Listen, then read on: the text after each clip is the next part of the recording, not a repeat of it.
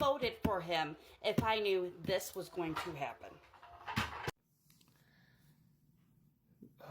Go watch this creator, and you'll probably be mad no matter which way you swing. uh, I watched a number of her different TikToks, and that one that she was talking about there is satire, and she's saying, I didn't vote to have my benefits removed. I just voted to have all these other bad things happen to other people. But she's pointing out the hypocrisy in it. And she's an American and talking about the situation there and making some good points. And sometimes people like myself who are in Canada want to look down on the Americans and go, oh, I can't believe you guys did that. We are poised to do the same types of foolishness. There are people up here, I live in Alberta, but there are multiple premiers across this country who share those same viewpoints. Certain people shouldn't be here, certain people should be treated differently. They want very much to appease the dictator-in-chief south of the border, and it's disgusting. Democracies are fragile. I don't really like them, to be honest with you, because democracies are based on the people having alternatives that they can get, and also having those alternatives make sense and actually follow through with what they follow through with.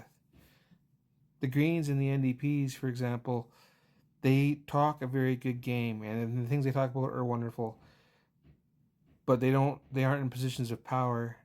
So even if we vote for them, there's not enough of us to vote for them to gain those ideals. And those individual parties can also be corrupted. Okay, there's no one party that's immune to corruption. Prior to Stephen Harper taking over, we had a Liberal government for a long time, and they kept promising to do lots of things and didn't really do them. So that's why we got frustrated and went with the Conservatives. And the Conservatives, better or worse, did the things they said they were going to do. They said they were going to have a vote on gay marriage, so they had a vote on it. It didn't change anything, but they had a vote on it. There's a number of other things that they said they were going to do.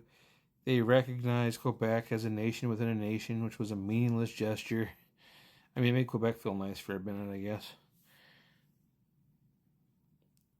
So then, eventually, the Liberals took over again. They legalized marijuana. That was something.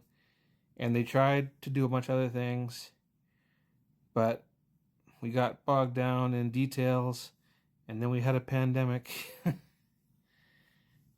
And we tried to have an election in the middle of a pandemic, which was a big mistake. I kind of wish he hadn't done that. But our democracy is incredibly flawed and incredibly fragile, and we can vote away our rights.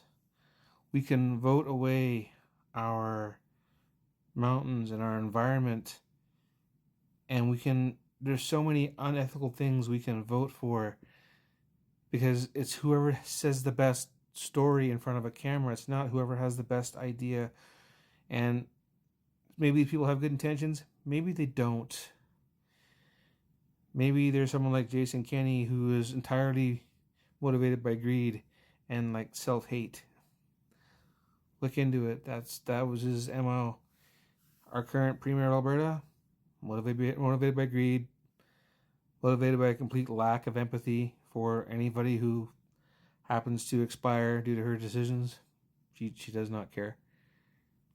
We need a better system. We need something that's backed by ethics and yet still has the controls of a democracy. We need something similar to what China has, but with a moral compass.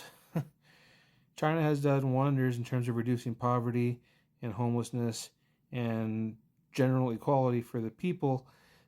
The challenge is that they don't represent, or they don't respect, personal liberties.